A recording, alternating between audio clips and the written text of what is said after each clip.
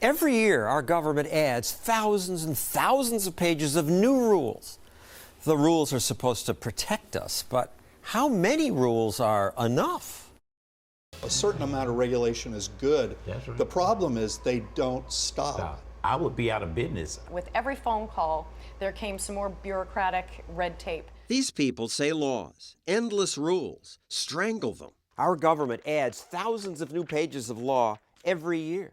That's on top of the 175,000 pages they passed in prior years. This is just what you see here, just the federal part. States, local governments add much more than this. That's right. If you wanted to get state, county, and city laws, you'd need to rent a bigger building. Lawyer Jeff Rose helps little guys deal with this red tape. This is an agenda of control for its own sake. That's why regulators do what they do. Come on, I mean, control for its own sake. That they're not Machiavellian power freaks. I'm guessing you haven't dealt with very many bureaucrats. They like rules and they live to enforce rules. They're tyrants. I believe they are. Underpaid government functionaries. Tyrants, man. I call these regulators little emperors. They justify their existence, John, Exactly. by creating regulations.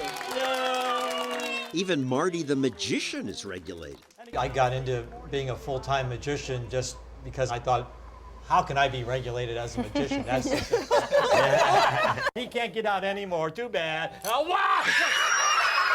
Marty's entertained kids for 30 years, and like many magicians, he uses a rabbit. Casey, a big hand! Wow! We'll have the birthday child come up and make the rabbit magically appear, and that just knocks them out. But a few years ago, I was signing autographs and taking pictures with children and their parents. Suddenly a badge was thrown into the mix and an inspector saying, "Let me see your license." A license for a rabbit? Hi, Casey. Hi, Casey.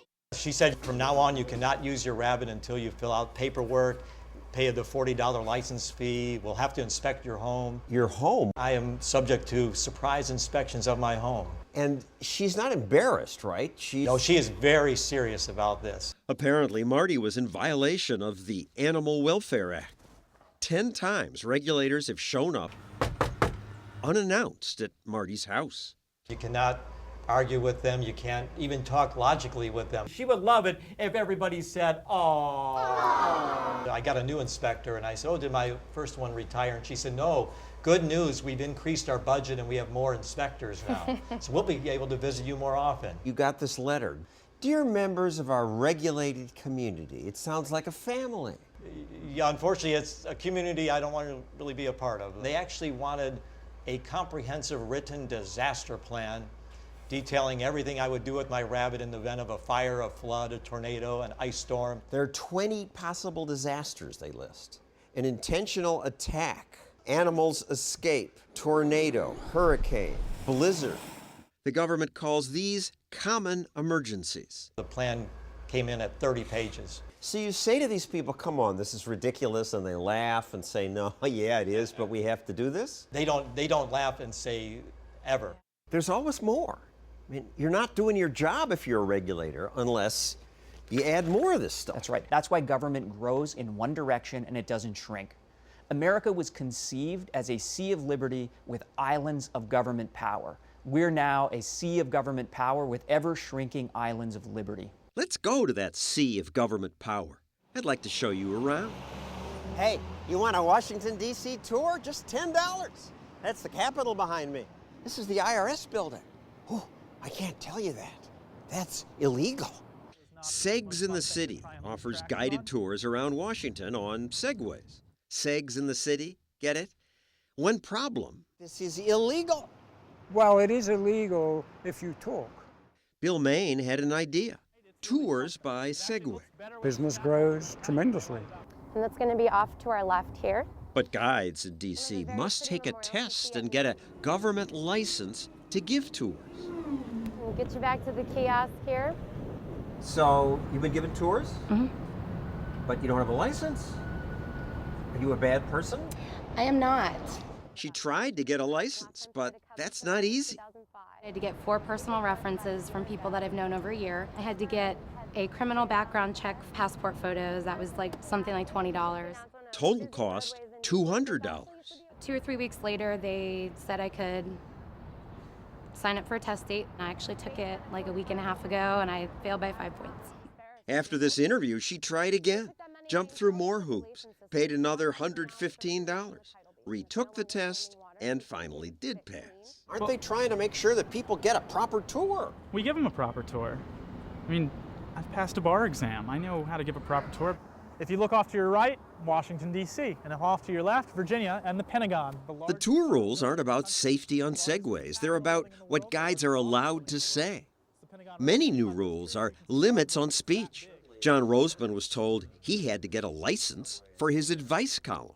If John Roseman is a criminal for giving advice in his column, then Dear Abby was on a 50-year crime spree.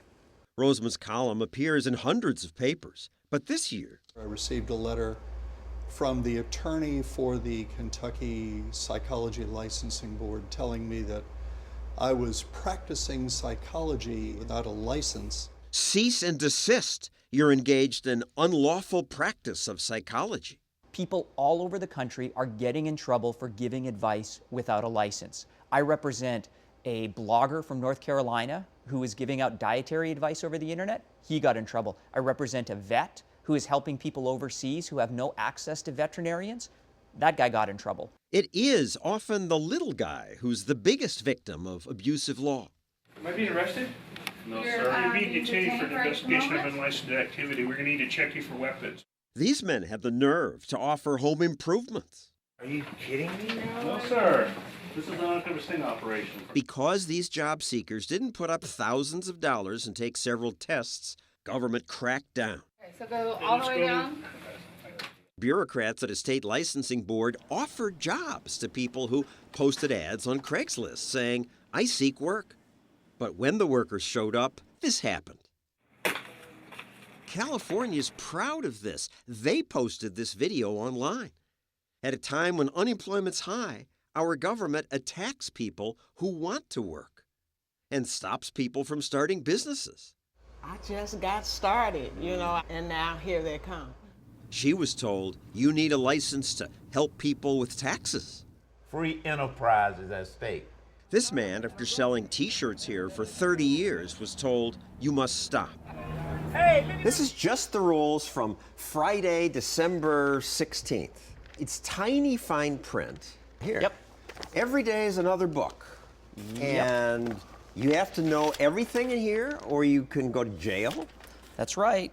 And, here, more. I'm a constitutional lawyer, and I have absolutely no idea what's in these books. Each and every one of these is incomprehensible to me.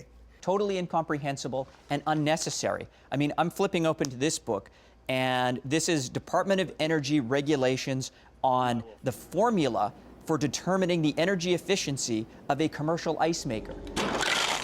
Now, somebody who runs a bar or a restaurant can just go to the manufacturer and say, give me an ice maker. If it works, the market will figure out what is the best ice maker. We don't There'll need be reviews on Yelp or Consumer Reports. Yeah, we don't need the federal government printing incomprehensible mathematical formulas and requiring everybody to conform to this sort of bizarre bureaucratic standard for we ice. Keep every day getting more of this stuff. Yes, and it doesn't go away.